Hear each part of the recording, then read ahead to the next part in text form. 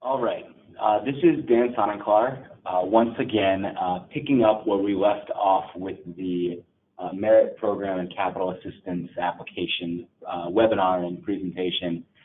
We apologize for the fire alarm that went off earlier. Because of that, we had to exit out of the webinar that was ongoing. But right now I'm going to go through the Capital Assistance Application process, record the webinar, and put it up online for anybody to access when they would like. So the Capital Assistance Application for 2020 is a little bit different than it has been in the past. Namely, it's because there are additional elements that you will need to complete this year. The application is still available through the OLGA Grant Administration software that is available at the website on this slide. You can also just type in OLGA and Virginia to Google and you should be able to find it. But in addition to the normal resources that are available through that application portal, there are additional resources that have been created to help applicants navigate the new process. There is a document called the Capital Assistance Application Quick Guide, which has a summary of what's in this presentation, but also has its own checklists and pointers that are not necessarily explicitly mentioned here. And that document can be found on the OLGA News and Information site. At the very top, there's the Capital Assistance Application Quick Guide. So, back into this presentation, please note that DRPT programs and planning staff will be available throughout the open application period to answer any questions and, of course, provide support and clarification for any questions you might have throughout the process. So the FY 2020 application consists of two different components, whereas in the past there was just one. The two components include the fields and questions within the OLGA interface for each project type, and a fillable PDF data sheet that has additional questions that will allow us to complete the scoring for the prioritization process. Now, it is worthwhile to note that each data sheet only includes questions that we cannot gather from other places in the OLGA application. So if you look to those data sheets, there may not be questions on every single aspect of those projects that will be scored, but rather you'll find questions that will give DRPT staff the information they need to completely score the projects. Great, and also please pay attention to the additional supporting documentation that will be needed to be analyzed in order to score the project. So the next few slides in the presentation outline an 8-step process for completing the application. Now, this doesn't go over every small little detail and checkbox that needs to be clicked in the OLGA interface, but rather indicates what are the major areas that applicants need to pay attention to. And to go through this, I'm actually going to click over to the OLGA website, and we can go through an example here. So when you arrive at the OLGA website, you'll need to log in, of course, with your own login credentials. And if anybody does not have the login credentials they need, they will need to reach out to DRPT staff to get those. So once you are in the main menu of the OLGA interface, you will go to Grant Applications and select Public Transportation / TDM Applications and select Capital Assistance. Now, I've already started two over here that are in process, that I was doing as examples. Yours will just say capital assistance when you get to this section. So click into the capital assistance grants. You know, I'm going to go to the other one, which has nothing. And you'll find a blank application in here. Now, in the top right, as in years past, all of the supporting documentation and any kind of technical documentation is listed up there and can be easily downloaded just with a click. The capital assistance application will automatically generate an application number for your specific application. Now, applicants should note this number in order to include in file naming later. That would help us on our end when we are swimming in lots of documents that people will submit here. So the basic process for completing an application is as follows. First, a line item will need to be added for each separate project, but also for separate types of state of good repair projects. And in a moment, we'll get into when a new line item is needed for a state of good repair project.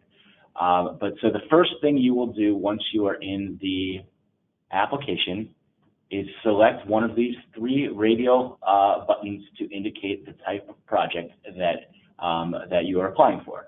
So we're just going to go ahead and hit state of good repair, and that populates the rest of the OLGA application below.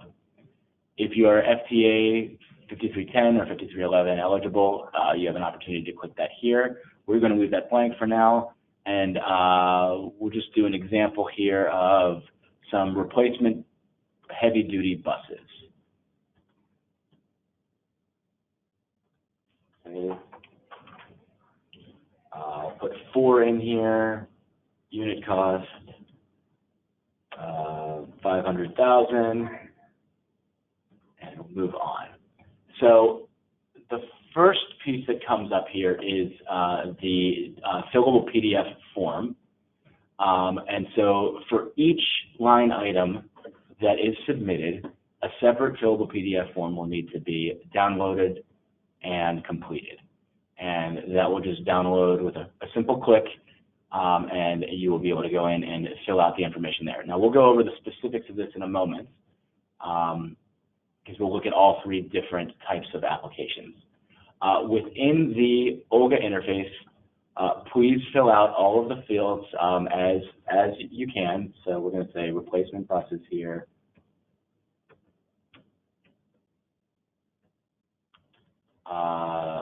Here under the existing assets to be replaced, you can include a comma-separated list of VIN numbers of any sorts of assets that will be the subject of this line item. Here we are just going to make up some random VIN numbers just to have something in place.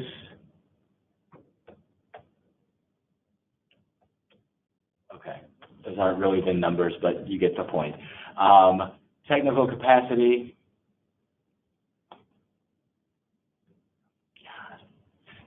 Technical capacity, this is where you're able to describe the readiness that your agency has to proceed and deliver the project.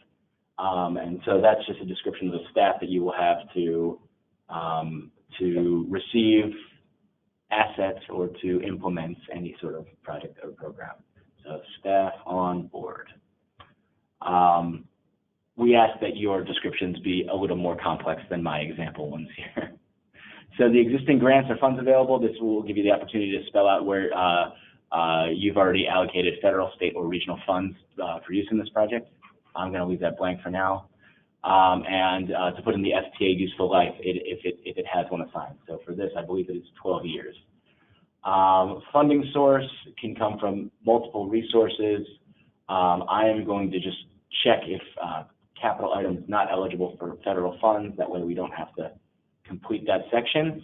And then for each project, you will need to complete a project schedule. So for this example, we'll start it at the beginning of FY 2020 and have it go through, say, August of of FY 2020, which is actually 2019. And then once a project schedule is determined, within that project schedule, we ask that you enter in milestones. So all vehicles delivered.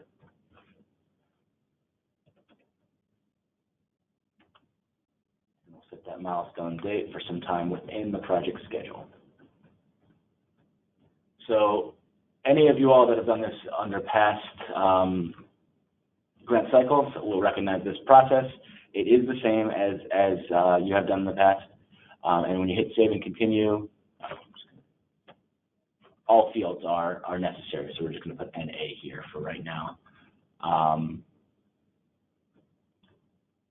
Hit save and continue, and it gives you once you've hit save and continue, it gives you the ability to add additional milestones at the bottom. So right now we've completed the OLGA part of the interface, but we still have the fillable PDF portion to complete. So I'm going to save a local copy of this on my computer. Some web browsers will allow you to fill out the fillable portions of this while in the browser. Other ones will not, so I recommend that you download it and fill it out through Adobe. And at this point, we can just hit save. Oops. Didn't return. Sorry. So there's our line item, and we'll be attaching documents to that momentarily. So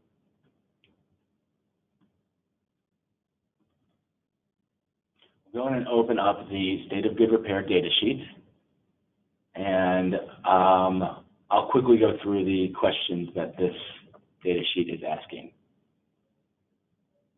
Bear with my computer here.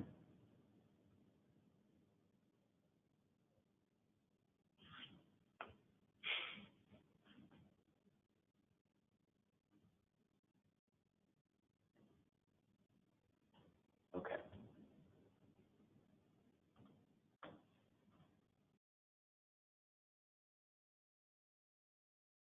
So as mentioned a moment ago, one of the reasons why we are asking applicants to note the application number is in order to include it in the fillable PDF, and as well as the line item number, so we are sure to associate the application with the right, the data sheet with the right number. So I'm just going to create a mock version of this.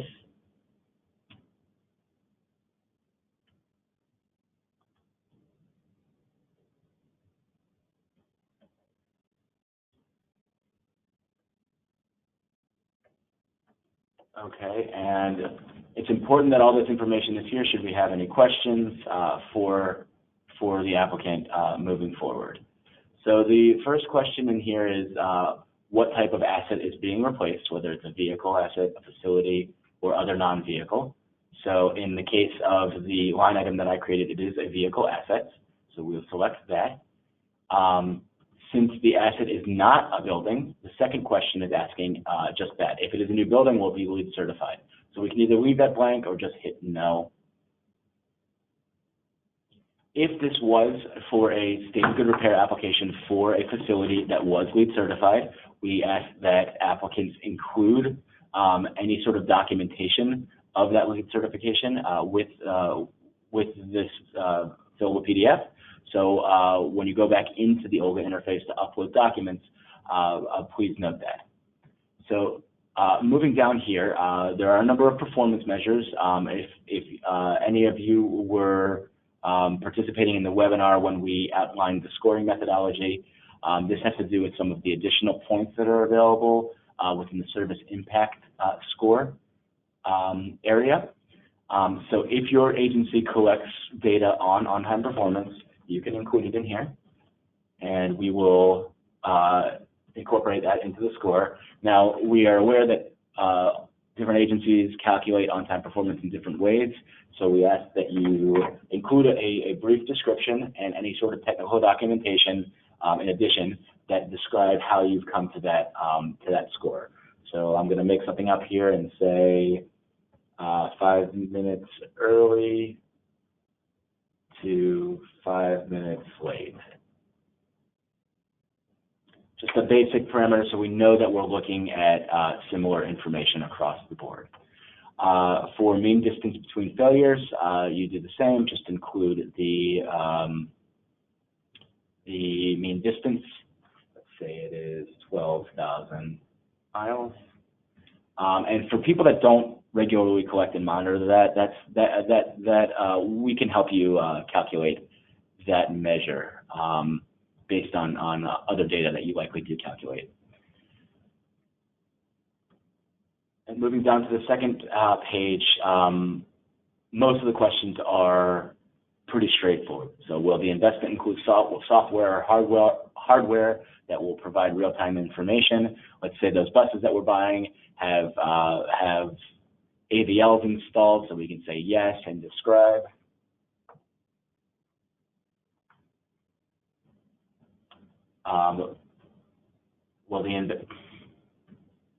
Will the investment include onboard technology to enhance passenger safety? This can include any sort of investment in passenger safety online. We'll say yes, and please also include a description of what that is. Will the investment include improved lighting or other crime prevention features? Since this is a bus project, it will not, so we'll click no. And will the investment include pedestrian safety improvements like crosswalks, sidewalks, and pedestrian signals? Again, no. So for state of good repair, that's it. It is a simple 2-page document that just will allow us to complete the entire scoring process. So when you are finished, I would encourage you to save it with a new name that includes the application number and the line item number. That would help. It would likely help you all keep track of these if you're going to have many different ones, but it will certainly help us keep track of them as they come through. So put the application number, underscore line 1, underscore SGR data sheet. So that way, anybody that picks this up will know what it is, what application it's associated with, and what line item in that application is associated with. Once that is saved, you can go back to your OLGA interface and go to the section where you are able to add attachments. So here, this is straightforward. You choose the file. We're going to go find the file that I just saved, open it, and upload it.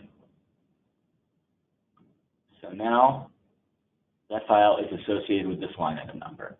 So let's say that the application that you're putting in also requires you to provide an export from Trans Am, which you should be doing for all vehicle assets, by the way. That would make things easier on your end and our end to make sure that the correct vehicle is being identified.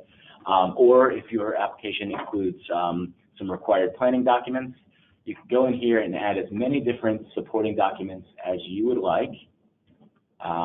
So for example, I have a couple of mock ones in here. We'll do planning document A, upload, and Trans Am export.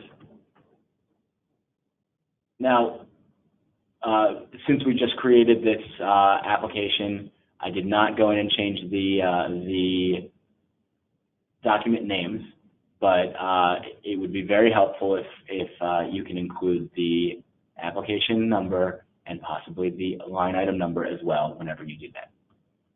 So now there's three files associated with this line item, and we can go down here and close this part.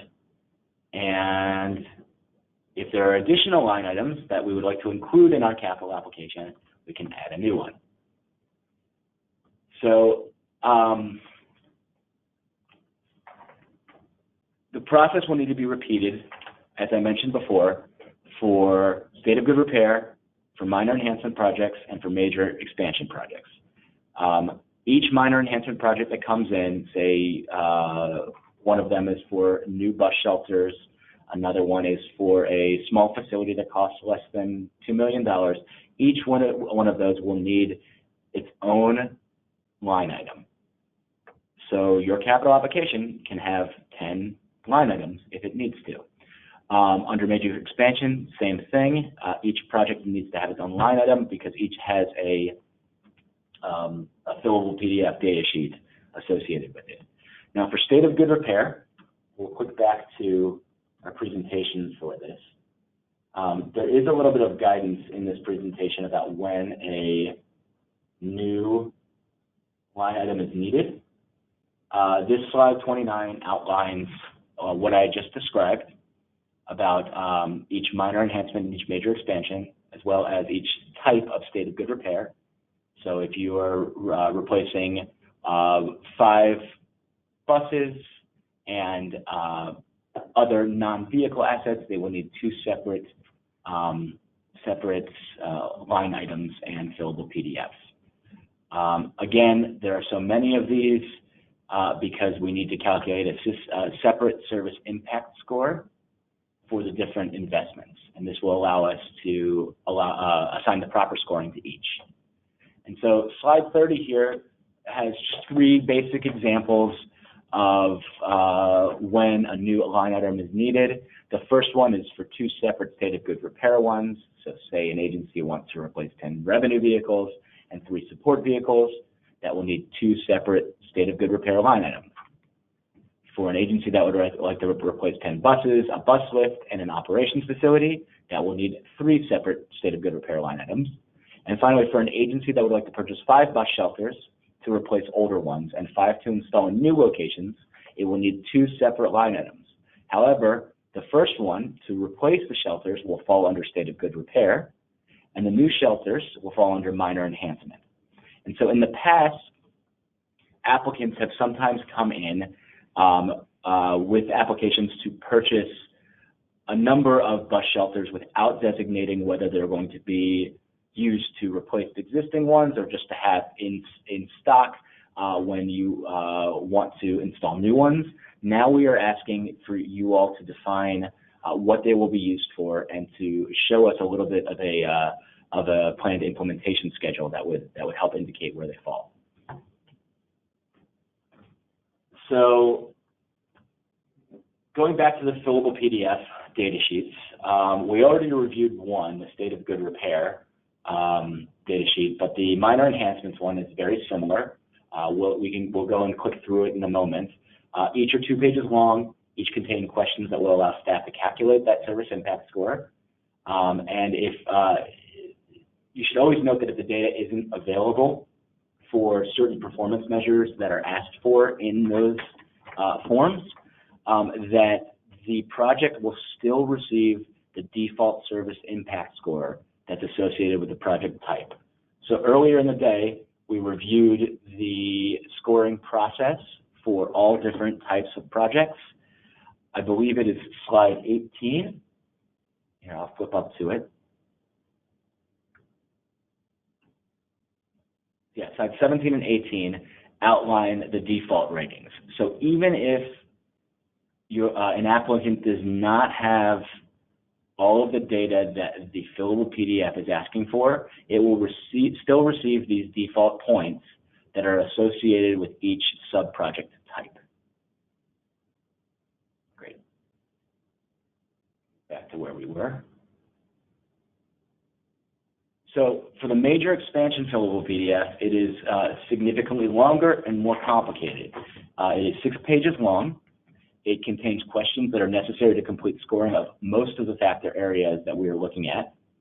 A few of those factor areas do contain measures that we can calculate entirely on our end using statewide data sets. And so examples of those factors include accessibility to jobs and land use, so we will not be asking any questions about those. Now, again, if requested data is not available, and it will be a little bit more difficult for major expansion projects, we ask you please work with DRPT staff to identify a solution before you submit.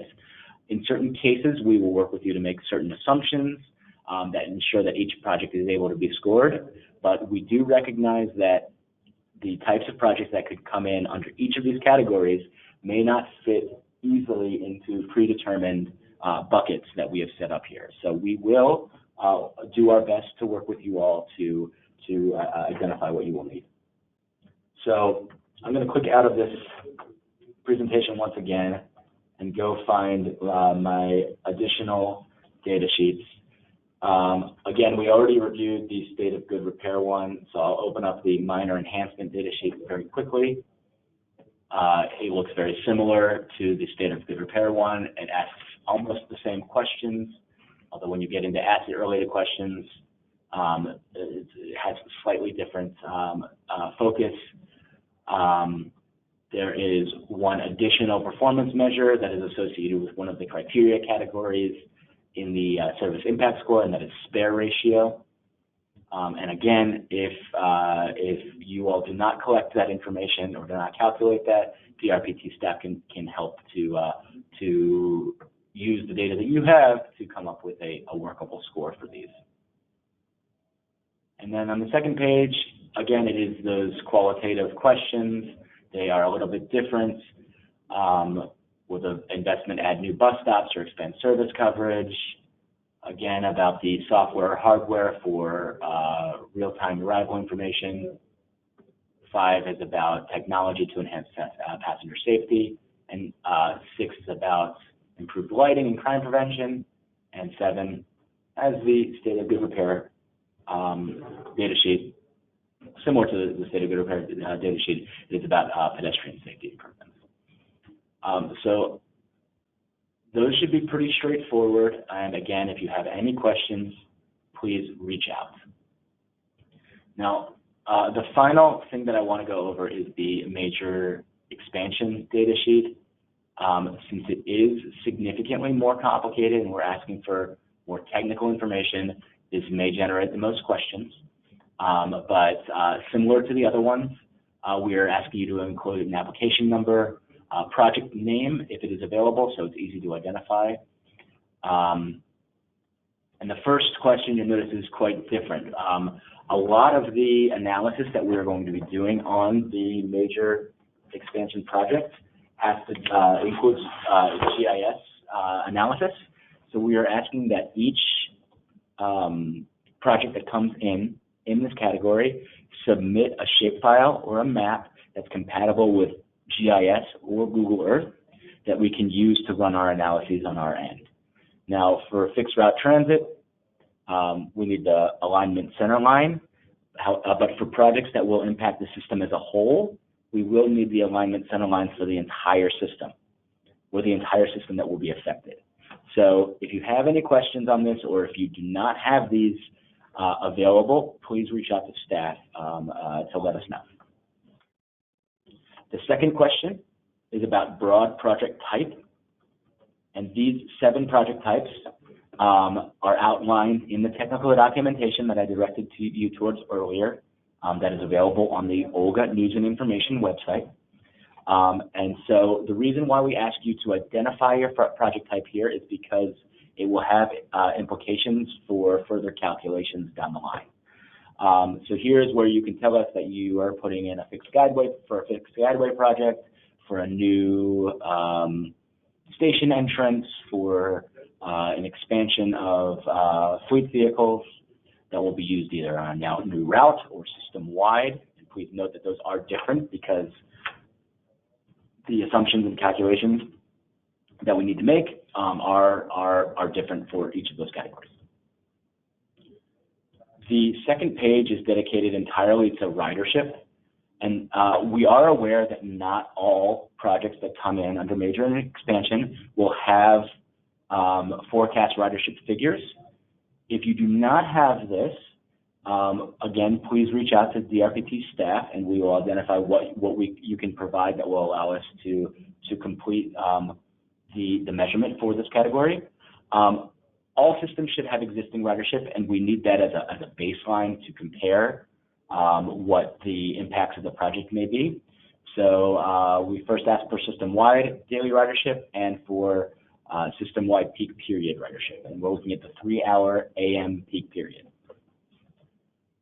For forecast ridership, those projects that have it should include it here. Now we are asking for 2030 forecast daily ridership and peak period ridership. However, if your project has ridership forecast associated with a different out year, say 2025 or 2040, please indicate that below in the description of how ridership forecasts were estimated, and we will estimate a scaling factor to be able to compare ridership across what would likely be a 2030 forecast. Now, there's a few categories where we will be calculating ridership in a different way, and that includes fleet expansion projects, because those projects usually do not have a detailed planning study associated with them, and they do not have ridership necessarily associated with them. The way we're calculating that is by looking at a number of factors that we are asking for here. So we want to know the number of expansion vehicles, the average number of daily passengers per available vehicle today, and the average number of peak period passengers per available vehicle today. And if you're curious as to how we will use that data to calculate ridership, you can refer to the technical documentation. It spells it out clearly in there. For a customer facility park and ride improvement, ridership will be assumed by looking at the number of spaces available and the estimated utilization rate of those spaces. And so we need you all to provide the number of new or additional parking spaces to be installed and the estimated utilization rate of those spaces during the peak period. And I understand that some people may not have an estimated utilization rate, so if you have utilization rates for existing park and ride facilities, we can probably use those to make an assumption of what the estimated utilization will be for the future park and ride facility. And finally, for customer facilities, transit or transfer centers, we will need the daily and peak period ridership for all routes that will be serviced by the new or improved facility. So if you have a transfer center that receives 10 of your routes, we will need the daily and peak ridership for all of those routes. We will not need them for the routes that do not interact with the facility. We realize that ridership, these ridership questions may generate a lot of questions, so please reach out to the RPT staff as needed. For economic development, this measure, as the technical documentation outlines, is much more qualitative, and then there's a scaling factor that's included based on the number of jobs that are accessible. But here it's a number of qualitative questions about, for example, number 4 is about whether the project has been included in planning documents. We ask you to indicate yes or no, and then list out the names of those planning documents, and then to also include them as a attachment. And that can be the entire document if you would like, or excerpts of the pages where it is located. Number 5 is asking if the local jurisdictions that the project will impact, if they have supportive policies, transit supportive policies rather, that are expressed in adopted plans and policy documents. Again, that's a simple yes, no, and then a list of those documents. Please also include those as attachments. And number 6 here is have the local jurisdictions that the project will impact adopted supportive zoning near transit. And so this factor area is really looking at how the project can support existing economic development policy, plans, comprehensive plans, etc. Page 4 includes a question on accessibility, or 2 questions on accessibility. And this is likely going to be one of the areas that may be the most difficult to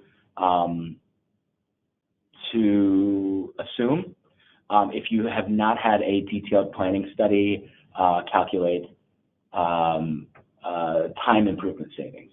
So what we are asking each applicant to do is to identify, in question number 7, the estimated time savings or reliability benefits for a typical user attributed to the implementation of the project. And so instead of giving us a whole number, whether that be 5 minutes or 17 minutes, we are asking you to put it into categories, whether that's greater than 10 minutes, 0 to 10 minutes, whether it's only for reliability benefits, or whether there are no time savings or reliability benefits. So reliability benefits can be when a agency purchases a number of expansion vehicles in order to improve their spare ratio or to improve their on-time performance. So that would include projects that don't necessarily affect headways, because improved headway time could reduce the actual time improvement. So what we've included in this part of the application is a chart here that spells out how you can generally assume about 10 or around 10 minutes of time savings, and that can take the form of walk access time, drive access time, wait time, and in-vehicle time. There are some projects that may affect multiple categories, which is great, and it should fall into the greater than 10-minute category. But within each of those, we wanted to give a little bit of an idea about how one could calculate this if they have not done so as part of a modeling and planning process. So in general, improvement in walk access times to a stop or station relative to the existing transit service, you can assume a 10-minute time savings if it will reduce the distance that needs to be walked by about a half a mile. So that's just a way to start thinking about the impact of your project. Now, this is a bit subjective, and it is not a clearly defined process for many types of projects that will come in here. And in the case that you're struggling to answer this question, I encourage you to reach out to me and our DRPT team to try to provide a little bit of clarification on how you might be able to answer this in a sufficient way. And once you do answer it, we do ask that you also provide a description of how you made that estimate. In addition, now we will run most of this analysis from our end using statewide data sets. But question number 8 asks for you to spell out any key workforce development sites or non-work sites like hospitals, educational institutions, universities, that are directly served by the improvements. And that way we can make sure that a key site that is served will be included in our analysis, even if we don't necessarily have it in our data set. So the final page includes questions on safety and environmental impact. The safety questions are similar to the safety questions that we've had before. They're simple qualitative questions on the nature of the project. So if the project will have an asset condition related safety impact, if the project will have a technology related safety impact, a customer facility related impact, or a impact on safety or emergency response. And what will happen with these scores is that they'll receive a qualitative point here that will be scaled based on the projected ridership on those routes, or the projected ridership increase based on the investment being implemented. And so in order to calculate that, we do need a couple of extra pieces of information from you, And I do imagine that this section at the bottom here may be a little bit difficult to calculate, but for new routes and for fixed guideway routes, we are asking for the average projected trip length in miles. And for all other project types that are not new routes or fixed guideway routes, we're asking for the average system-wide trip length in miles. That will be used to help calculate the safety score, and it will also be used to help calculate the environmental score, which is based on projected shift in vehicle miles traveled. So question 14 asks for data that will allow us to calculate this. Now, if your project has a planning study with modeling complete, it likely has a projected change in the vehicle miles traveled due to the implementation of the project. If that's true, please include that here and include any kind of documentation of the study that spells that out in the OLGA interface. If the project does not have a projected change in VMT, please provide the data below, which this question asks you to provide the percent of ridership that is expected to shift from auto to transit due to the implementation of the project. And we do realize that is a tough question to answer and to estimate. And so we are certainly willing to help you through the thinking process for that. And DRPT does have some figures that are used in other aspects of what we do that can hopefully help agencies assume this percentage. In addition, we will need the average auto occupancy in the region of the project. And yeah, so again, the major expansion data set is 5 pages long, and it is much more complex than the other data sets.